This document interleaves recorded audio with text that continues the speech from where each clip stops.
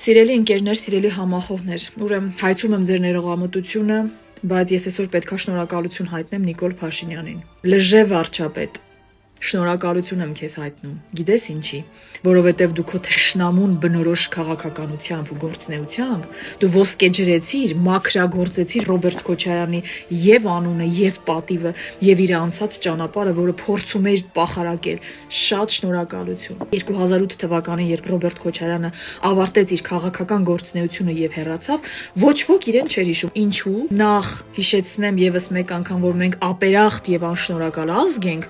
եւ երկրորդ ընդհանրապես հայերը հիշում են միայն մարդու արած վատ բաները։ Հոկտեմբերի 27, բա մարտի 1, ուրեմն ուշադիր լսեք։ Հոկտեմբերի 27-ի դեպքերին թշնամու ձեռամբ նույն են թշնամու, ով բերեց Նիկոլ Փաշինյանին, ով հովանավորեց, որ Նիկոլ Փաշինյանը գա եւ վերցնի իշխանության ղեկը, մեր երկրի, մեր ժողովրդի ողնաշարը կոտրվեց, որովհետեւ զոհվեցին Վազգեն Սարգսյանը, Կարեն Դեմիրճյանը ու լիքը պետական այրեր։ Ինչ արեց այդ ժամանակ Ռոբերտ Քոչարյանը։ Վարչապետի պաշտոնում նշանակեց Վազգեն Սարգսյանի կրտսեր եղբորը Արամ Սարգսյանին։ Արամ Սարգսյանին այս պաշտոնին դնելով, գիտեք ինչ մեսիջ ուղարկեց։ Կա արդյոք աշխարհում առավել անկողմնակալ, ազնիվ եւ արդար այս հանցագործությունները բացահայտող անձ, քան սպարապետի արյունակից եղբայրը։ Ոչ։ Արամ Սարգսյանը չկարողացավ ապացուցել 0.1%-ը Ռոբերտ Քոչարյանի մեղքի կամ թեկուզ նախկին իշխանություններից որևիցե մեկի։ Ռոբերտ Քոչարյանը բյուրեղյա մաքուր է այս գործում։ Այս թեման փակում ենք։ Սա Նիկոլի հերթական դրոշակներից է, այն որ նեղն անգնում դրոշակը հանում է, թափահարում է, դուք էլ հավատում եք։ Այս որ թիվն է, որ դուք պետք է հավատաք։ Ինքը ուզում է ձեզ էշացնի մարտի 1։ Մարտի 1-ի գործով Ռոբերտ Քոչարյանը արդարացվել է։ Մարտի 1-ին 2008 թվականին Քոչարյանը կանխեց այն աղետը, որը չկանխվեց 2018 թվականին։ Չեմ ասում ինչու, դա բաց թողում էր, հատուկ էր, դա թուլություն էր, դա վախ էր, թե դա սխալ հաշվարկ էր։ Ես ինձ իրավունք չեմ վերապահում որևիցե մեկին մեղադրանք ներկայացնել, բայց 2008 թվականին կանխվեց Արցախը կորցնելու վտանգը, կանխվեց Հայաստանը մասնատելու, խորտակելու վտանգը։ Մարտի 1-ի դեպքերի ժամանակ ժողովուրդը վնաս է հասցրել շուրջ 187 ոստիկանի։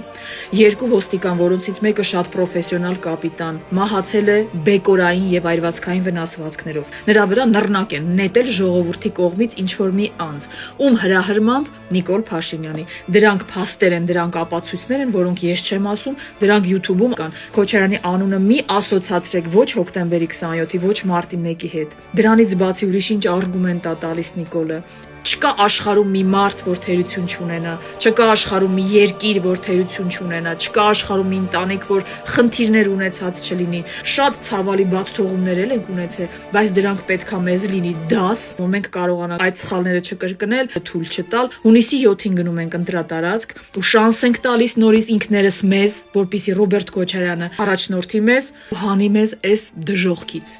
Մեր բոլոր խնդիրների պատճառը դա անպատժելիությունն է, ու նախկին իշխանություններին ես ամենաշատը չեմ ներում դրա համար, ինչի պետքա այսօր Անդրանիկ Քոչարյանի նման կենդանիները լինեին ազատության մեջ, որ մենք հասնեինք այս օրի։ Հունիսի 7-ին գնում ենք ընտրատարածք եւ ընտրում ենք Ռոբերտ Քոչարյանին։ Ես դա չեմ ասում, որ Ռոբերտ Քոչարյանի ֆանատն եմ, չէ, ես ուղղակի ադեկվատ խելացի աղջիկ եմ։ Մենակ եմ, որ նիկոլական չեմ, արդեն ամեն ինչ ասում եմ։